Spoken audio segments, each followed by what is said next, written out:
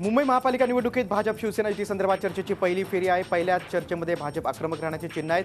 भाजप 115 जागांवर दावा करणार आहे। विधानसभेत आघाडी घेतलेल्या वॉर्डांवर भाजप दावा ठोकणार आहे। त्यामुळे चर्चेच्या पहिलीच ही जी बैठक असणार आहे ती वादग्रस्त ठरण्याची शक्यता आहे। जर भाजपने 115 जागांवर दावा केला तर शिवसेना 112 जागा स्वीकारणार का याकडे लक्ष लागलंय। गेल्या महापालिका निवडणुकीत भाजपला 63 जागा देण्यात आल्या होत्या, मात्र विधानसभेतला यशाचा निकष लावत भाजपनं निम्म्यांपेक्षा जास्त जागांवर दावा केला। त्यामुळे शिवसेना काय भूमिका घेणार याची उत्सुकता आहे। दरम्यान मुंबईला माफियामुक्त करण्याची मुंबईकरांचीच इच्छा आहे असं वक्तव्य किरीट सोमय्यांनी केलंय। माफियामुक्त मुंबई करण्यासाठी जे पक्ष आमच्या सोबत येतील त्यांचं आम्ही स्वागत करू असा टोलाही त्यांनी शिवसेनेला लगावलाय। गेल्या विधानसभेचे आकडे आपल्याला देतोय। 115 वॉर्डात 200 वॉर्डात भाजपा शिवसेनेत सामोरे होते। त्यातनं 115 वॉर्डात भाजप नंबर 1 आहे। पालिका नगरपालिकाच्या निवडणुका झाल्या, भाजप ते 72 नगराध्यक्ष आणि शिवसेनेचे 24 हो।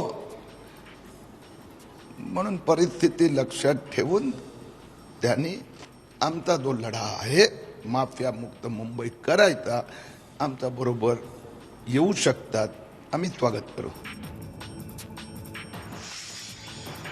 दादर माहीम विधानसभा मतदारसंघात महापालिका निवडणुकीसाठी शिवसेना, मनसे आणि भाजप या तिन्ही पक्षांमध्ये प्रचंड चुरस पाहायला मिळते। मराठी भाषिकांच्या या बालेकिल्ल्यात झेंडा कुणाचा याला मोठं महत्त्व येणार आहे। तिन्ही पक्षांमध्ये यासाठी चांगली स्पर्धा पाहायला मिळणार आहे। युती होण्यापूर्वीच्या समीकरणांनुसार या ठिकाणी शिवसेनेकडून मनोहर जोशी समर्थक पुन्हा सक्रिय झालेत, तर 2 माजी महापौरांची नावं चर्चेत आहेत। यात मिलिंद वैद्य आणि विशाखा राऊत यांच्या नावांची चर्चा आहे।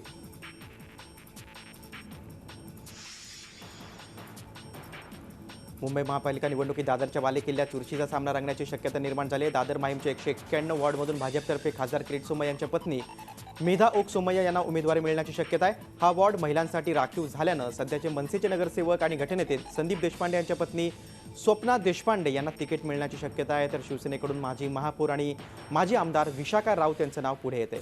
दरम्यान या तिन्ही उमेदवारांच्या नावावर शिक्कामोर्तब होणं अजून बाकी आहे।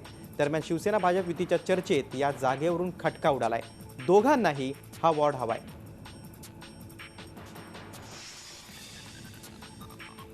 ठाण्यातले राष्ट्रवादीचे 3 नगरसेवक आणि 1 माजी नगरसेवक शिवसेनेच्या वाटेवर आहेत। विरोधी पक्षनेते संजय भोईर, ज्येष्ठ नगरसेवक देवराम भोईर, स्थानिक नगरसेवक उषा भोईर आणि माजी नगरसेवक रवींद्र पाटील यांनी शिवसेनेत हे सगळेजण प्रवेश करणार आहेत। त्यामुळे ठाण्यात राष्ट्रवादीला धक्का बसला। निवडणुकीच्या पार्श्वभूमीवर सगळ्याच पक्षातून नाराजांचं आउटगोईंग आणि इनकमिंग सुरू झालंय।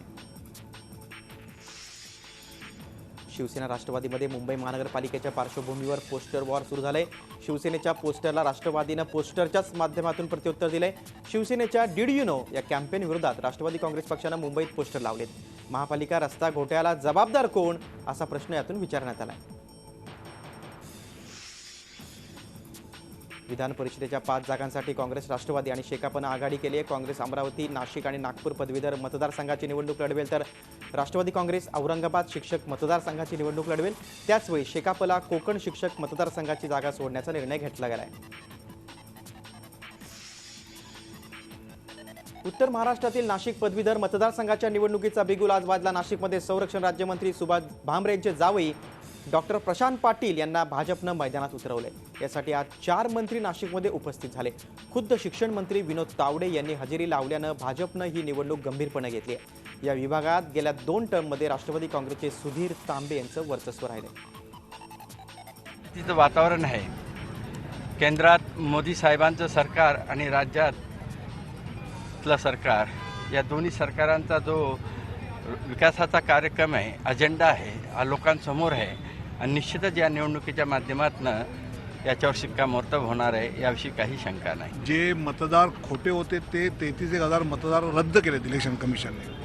त्यामुळे हा रडीचा डाव कोणाचा होता तो वेळेत स्पष्ट झाला आहे आणि फेअर इलेक्शन आहे आणि त्यामुळे देवेंद्र फडणवीस सरकारवरचा विश्वास हा स्वाभाविकपणे या निवडणुकीतनं व्यक्त होईल। विधान परिषद शिक्षक मतदारसंघासाठी उमेदवारी अर्ज दाखल करायला सुरुवात झाली आहे। नागपुरात एका उमेदवारानं तब्बल 10,000 रुपयांची नाणी घेऊन उमेदवारी अर्ज दाखल केला। विलास बल्लमवार असं या शिक्षक उमेदवाराचं नाव आहे। विना अनुदानित शाळा कृती समिती या संघटनेच्या वतीनं त्यांनी आपला अर्ज भरलाय। विना अनुदानित शाळेतल्या शिक्षकांची परिस्थिती दयनीय आहे। गेल्या 16 वर्षांपासून पगार झाला नाही, त्यामुळे बल्लमवार यांनी अनामत रक्कम ही त्यांनी अक्षरशः लोकांकडून 1-1 रुपया जमवून भरली. बल्लमवार यांना यश मिळेल की नाही याबाबत माहिती नाही, पण त्यानं फॉर्म भरल्यानं विना अनुदानित शाळेतल्या शिक्षकांच्या समस्या पुढे आल्या. अमरावती पदवीधर मतदारसंघाचं प्रतिनिधित्व करणारे आमदार आणि राज्यमंत्री डॉक्टर रणजित पाटील यांनी विधिमंडळ कामकाजाबाबतच्या आपल्या प्रगती पुस्तकात खोटी माहिती दिल्याचा आरोप काँग्रेसनं केलाय. रणजित पाटील यंदा अमरावती पदवीधर मतदारसंघातून दुसऱ्यांदा निवडणूक लढवत आहेत. रणजित पाटील यांनी आपल्या 6 वर्षांच्या कार्यकाळात कुठलीच विशेष कामगिरी केली नसल्याचा आरोप काँग्रेसनं केलाय. तसे पुरावेच काँग्रेसनं पत्रकार परिषदेमध्ये सादर केले. दरम्यान रणजित पाटील यांनी काँग्रेसचे हे सर्व आरोप फेटाळून लावले. त्यांनी जे प्रगती पुस्तक छापलेलं आहे त्या प्रगती पुस्तकामध्ये विधानसभेमध्ये विचारलेल्या प्रश्नांची जी यादी दिलेली आहे आणि त्यात हे प्रश्न विचारले असं त्यांनी जे म्हटलेलं आहे, त्या रेकॉर्डवरच्या प्रश्नावर कुठेही विधान परिषदेमध्ये कोणतीही चर्चा झाली नाही. हे विधानसभेच्या रेकॉर्डवरून मी काढून ते काय तिथं ॲक्च्युली त्या प्रश्नाची काय परिस्थिती आहे हे पूर्ण लेखी आज पत्रकार परिषदेमध्ये दिलं. दरवर्षी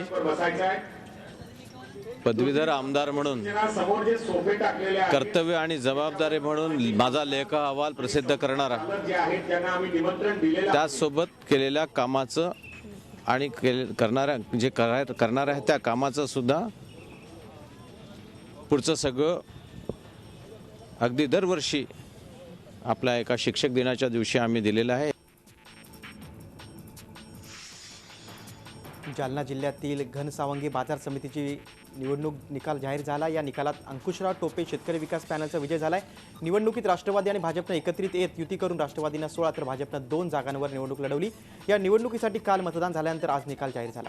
या निकालात राष्ट्रवादीचे सर्व 16 आणि भाजपचे 2 असे 18 उमेदवार विजयी झाले, तर शिवसेना पुरस्कृत पॅनलला या निवडणुकीत एकही जागेवर विजय मिळवता आला नाही. गडचिरोली जिल्हा परिषद आणि पंचायत समिती निवडणुकीवर बहिष्कार टाकण्याचा इशारा माओवाद्यांनी दिला, तशी पत्रकं त्यांनी एटापल्ली तालुक्यात टाकली आहेत. पालकमंत्री अंबरीश आत्राम यांच्यावर देखील सुरजागड प्रकल्पावरून या पत्रकांद्वारे टीका करण्यात आली आहे. स्थानिक जनतेऐवजी पालकमंत्री उद्योगपतींचं समर्थन करतायत असा आरोप माओवाद्यांनी केला आहे.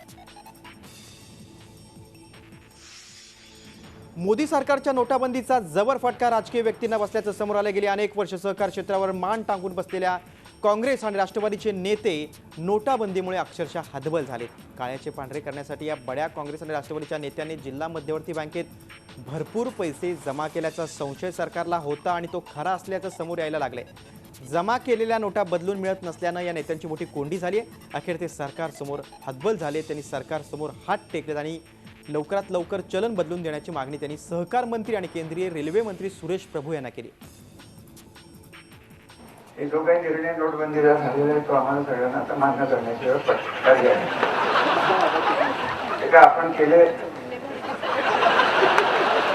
फक्त आमचं म्हणणं दोन असेल की आमच्याकडे आलेल्या जुन्या नोटा स्वीकारा आणि नवीन चलन आम्हाला लवकरात लवकर द्या आणि आमचं आयुष्य आता सुरळीत करून टाका. याच्याबरोबर आमचं काही मागणी नाही. हे सगळे जे बसलेत त्यांच्या मनात खटखटतंय, पण प्रभू साहेबांना बोलायचं बोलू.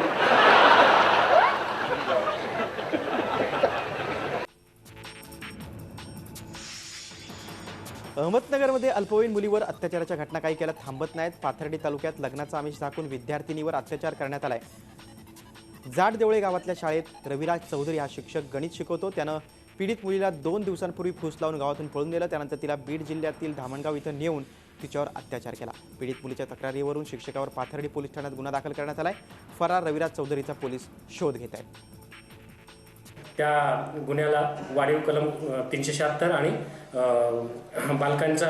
बालकांचे लैंगिक अपराधाच्या विरुद्धचं संरक्षण या नियमान्वये गुन्हा दाखल करण्यात म्हणजे वाढीव सेक्शन लावण्यात आलेले आहेत आणि याचा अधिक तपास चालू आहे. 2 टीम सदरच्या आरोपीचा शोध घेण्यासाठी पाठवले. तर आम्ही स्वतःसुद्धा आरोपीचा शोध घेण्यासाठी रात्री पण गेलो होतो. सदरचा आरोपी त्या ठिकाणी मिळून आलेला नाही, पण त्याला लवकरच आम्ही गजाच्या आड केल्याशिवाय राहणार नाही आणि याचा सखोल तपास चालू आहे. राज्यात आश्रमशाळांमध्ये मुलींच्या लैंगिक अत्याचारामध्ये दिवसेंदिवस वाढ होत चालली आहे. बीड जिल्ह्यात शिरूर तालुक्यातील सिंदफणा आश्रमशाळेत 5 मुलींवर लैंगिक अत्याचार करण्यात आला. या प्रकरणी शिक्षकावर गुन्हा दाखल करण्यात आला. यावर राष्ट्रवादी काँग्रेसचे विरोधी पक्षनेते धनंजय मुंडे यांनी खंत व्यक्त करत भाजप सरकारवर टीका केली. भाजपामध्ये गुंडांचे प्रवेश होत असल्यानं असे प्रकार घडत असल्याचे त्यांनी सांगितलं. सरकार मात्र या सर्व गोष्टीकडे दुर्लक्ष देतं. म्हणूनच अशा नराधामाची हिंमत, अशा लैंगिक अत्याचार करण्याची या राज्यामध्ये वाढते. म्हणून याला आज सरकारने फार काळजीने या ठिकाणी सर्व गोष्टी करणं आवश्यक आहे. आणि आज आरोपी फरार आहे. याबाबत सुद्धा आरोपी कसा फरार झाला, याला अगोदर कसं कळालं, ह्या सगळ्या गोष्टीची सुद्धा चौकशी या ठिकाणी केली पाहिजे. राज्याच्या मुख्यमंत्र्यांनी सुद्धा याबाबत खुलासा करणं आवश्यक आहे. मुख्यमंत्री हे मुख्यमंत्र्यांच्या भूमिकेत दिसत नाहीत. मुख्यमंत्री हे वकिलाच्या भूमिकेत चांगले दिसतात. प्रत्येक ठिकाणी सफाई देण्याचं काम त्यांनी केलंय. कोपर्डी प्रकरणी चार्जशीट महिनाभरात दाखल केलं जाईल असं मुख्यमंत्र्यांना सांगितलं होतं, मात्र तसं काही केलं नाही. प्रत्येक गोष्टीत मुख्यमंत्रीच बोलतात. महिला राज्यात असुरक्षित आहेत असं वक्तव्य केलंय राष्ट्रवादीच्या ज्येष्ठ नेत्या चित्रा वाघ यांनी. आणि यावेळी त्यांनी सांगलीमध्ये हे वक्तव्य करताना त्यांनी मुख्यमंत्र्यांवर जोरदार निशाणा साधला. मला इथं तुम्हाला सगळ्यांना सांगायचंय की सामाजिक प्रश्न जरी हा असला तरी राजकीय कार्यकर्ते, सरकार नावाची चीज या राज्यामध्ये आहे का, आणि असेल तर ते या विषयांवरती काय करतायत याचं त्यांनी आम्हाला सांगावं. हे सत्र कुठे थांबताना दिसतच नाहीये. आजही या क्षणाला बोलत असताना भीती आहे मनामध्ये की कुठेतरी आमची बहीण, कुठली तरी आमची भगिनी तिथं कुठेतरी कोणाच्या तरी वासनेची बळी पडत असेल. सर्वात जास्त खटले प्रलंबित असलेल्या राज्यांच्या क्रमवारीमध्ये महाराष्ट्र राज्य दुसऱ्या क्रमांकावर आहे. देशभरात तब्बल 3 कोटी खटले न्यायाच्या प्रतीक्षेत आहेत. ही धक्कादायक माहिती स्वतः सर्वोच्च न्यायालयानं प्रकाशित केलेल्या अहवालातून समोर आली. 1 जुलै 2015 ते 30 जून 2016 या कालावधीमध्ये देशातल्या सर्व जिल्हा न्यायालयातल्या स्थितीचा आढावा घेतला गेलाय. त्यात विचार करायला लावणारी ही आकडेवारी समोर आली. सर्वाधिक प्रलंबित खटल्यांमध्ये उत्तर प्रदेश पहिल्या स्थानावर आहे. जलद गतीनं न्यायदान व्हावं याकरिता न्यायाधीशांच्या रिक्त जागा तातडीनं भरण्याची गरज या अहवालातून मांडण्यात आली आहे. देशभरातल्या जिल्हा न्यायालयांमध्ये सध्या न्यायाधीशांची 5,000 पदं रिक्त आहेत. येत्या काळात 15,000 न्यायाधीशांची आवश्यकता भासणार असल्याचंही अहवालात नमूद करण्यात आलंय.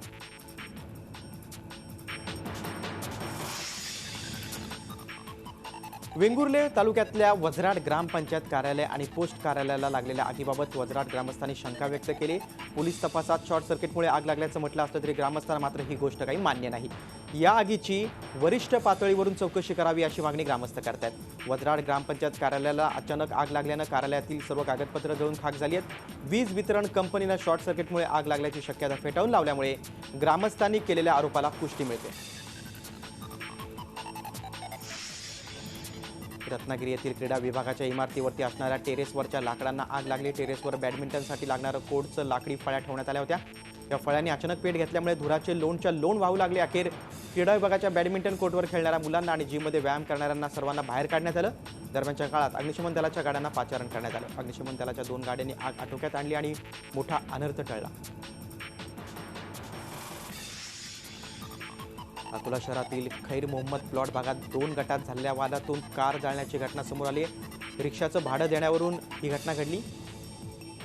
गुलाम मोहम्मद खान हे मुर्तुजा खान यांच्या रिक्षात बसले होते. या दोघांमध्ये रिक्षाचं भाडं देण्यावरून बस स्थानक चौकात वाद झाला. या वादानंतर रिक्षाचालक मुर्तुजा खाननं गुलाम मोहम्मद खान यांच्या खैर मोहम्मद प्लॉट भागातील घरावर हल्ला चढवला.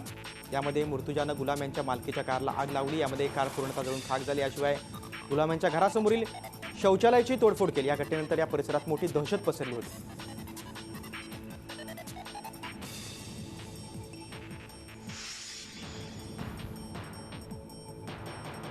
रत्नागिरी जिल्ह्यात आज बहुजन क्रांती मोर्चा काढण्यात आला. ओबीसी, दलित तसंच मुस्लिम समाज या मोर्चात सहभागी झाले होते. अॅट्रॉसिटी कायद्याची कडक अंमलबजावणी व्हावी आणि भारतीय संविधानाला कोणताही धक्का लावला जाऊ नये अशा विविध मागण्यांसाठी रत्नागिरीत बहुजन क्रांती मोर्चा काढण्यात आला. या मोर्चात महिलांची उपस्थिती लक्षणीय होती. जिल्हा प्रशासनाला आपल्या मागण्यांचं निवेदन देण्यात आलं आणि मोर्चाची सांगता करण्यात आली. मात्र मोर्चात सहभागी झालेल्या विद्यार्थ्यांना आपल्या नेमक्या मागण्या कोणत्या आहेत, आपण मोर्चात का सहभागी झालोय हेही सांगता आलं नाही. जीएसटी 1 जुलैपासून लागू होणार आहे. केंद्रीय अर्थमंत्री अरुण जेटली यांनी याबाबत घोषणा केली आहे. गेल्या काही दिवसांपासून जीएसटी कधी लागू होणार याबाबत प्रश्न उपस्थित केले जात होते. त्यावर आज केंद्रीय अर्थमंत्री यांनी 1 जुलैला जीएसटी लागू होईल यावर शिक्कामोर्तब केलं. यापूर्वी 1 एप्रिलपासून जीएसटी लागू होणार होता. ATM मधून पैसे काढण्याची मर्यादा वाढवण्यात आली. आता दिवसाला तब्बल 10,000 रुपये काढता येतील. मात्र बँकेतून आठवड्याला पैसे काढण्याची मर्यादा 24,000च कायम आहे. तर करंट अकाउंटमधून पैसे काढण्याची मर्यादा 50,000वरून 1 लाखांपर्यंत वाढवण्यात आली आहे. त्यामुळे नोटाबंदीच्या निर्णयानंतर तब्बल 2 महिन्यानंतर सामान्यांना काही प्रमाणात दिलासा मिळाला.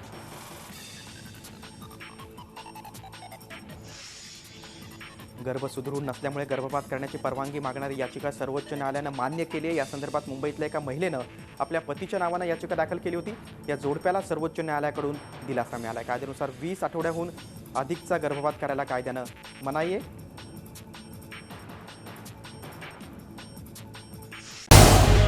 झी 24 तास रहा एक पाऊल पुढे.